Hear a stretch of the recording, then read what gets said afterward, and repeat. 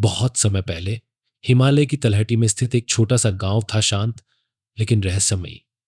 गांव के पास एक प्राचीन मंदिर था जिसे लोग काल मंदिर कहते थे। कहते हैं कि यह मंदिर देवताओं और राक्षसों के बीच हुए एक प्राचीन युद्ध का गवाह था।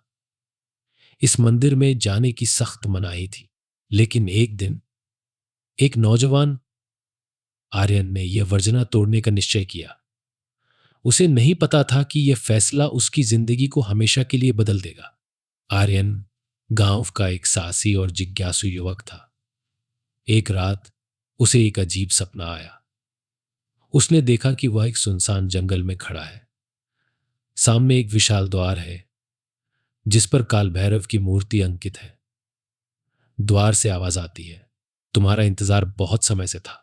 सुबह उठते ही आर्यन ने अपने सपने का जिक्र अपने दादाजी से किया।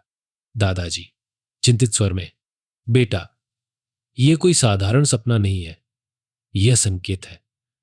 काल मंदिर का द्वार खुला तो है, लेकिन यह केवल अनहोनी की शुरुआत होगी। उस रास्ते पर मत जाना। पर आर्यन की जिज्ञासा ने उसे और अधिक बेचैन कर दिया। अगले दिन आर्यन ने मंदिर जाने का फैसला किया।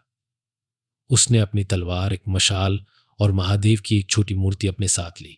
जंगल की ओर जाते हुए उसे रास्ते में एक साधु मिले। साधु, तुम्हारा चेहरा बताता है कि तुम काल मंदिर की ओर जा रहे हो। सावधान रहना। यह राह उन लोगों के लिए नहीं है जो अपने डर से बचना चाहते हैं। आर्यन ने साधु को प्रणाम किया और अपनी यात्रा जारी रखी। मंदिर तक पहुंचने में रात हो गई। द्वार के पास पहुंचकर आर्यन ने देखा कि वहां कोई पहरेदार नहीं था। द्वार पर एक शिलालेख लिखा था, जो सत्य का सामना कर सके वही प्रवेश करे। आर्यन ने जैसे ही द्वार खोला, उसे ठंडी हवा का झोंका महसूस हुआ। अंदर का वातावरण भयावह था। दीवारों पर चित्र थे देवताओं, असुरों और एक विशाल काले त्रिशूल के। एक चित्र में महादेव स्वयं काल भैरव के रूप में दिख रहे थे।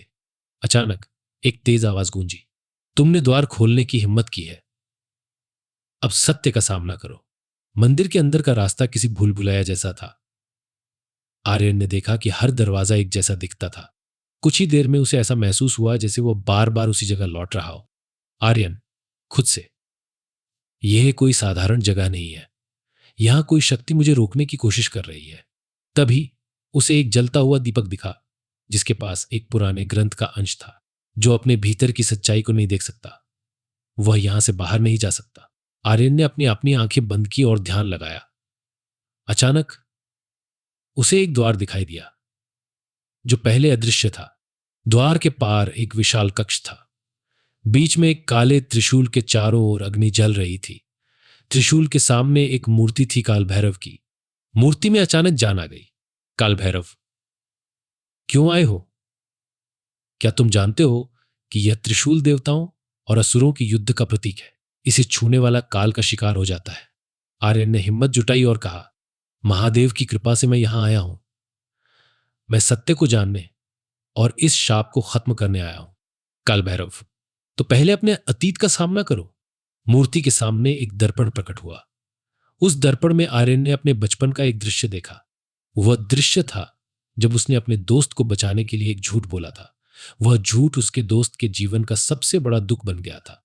दर्पण गूंजती आवाज में, सत्य का सामना करना कठिन होता है। क्या तुम अपने कर्मों को स्वीकार कर सकते हो?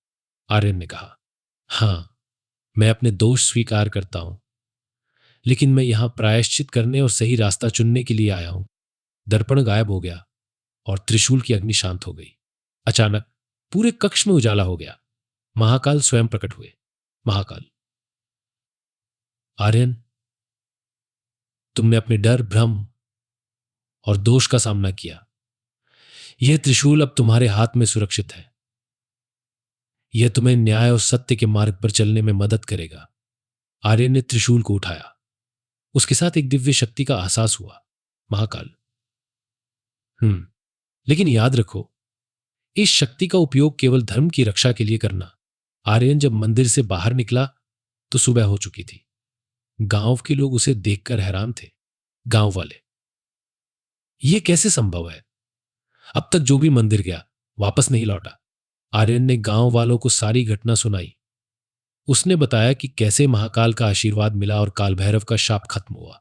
आर्यन की यह यात्रा केवल एक शाप को खत्म करने की नहीं थी, बल्कि यह आत्मज्ञान और साहस की खोज थी।